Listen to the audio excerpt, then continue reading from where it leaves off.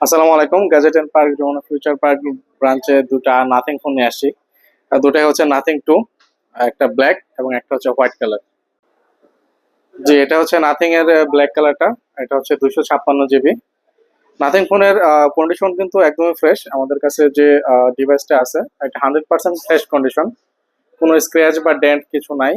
একদম brand new কিনলে আপনারা যে কন্ডিশন পাবেন এটা আমাদের কাছে সেম কন্ডিশনে পেয়ে যাবেন। তো এটা একটা ভালো প্রাইসে থাকবে। এটা অনলি 42,500 টাকা পেয়ে যাবেন আমাদের যমুনা ফিউচার পার্ক আউটলেটে।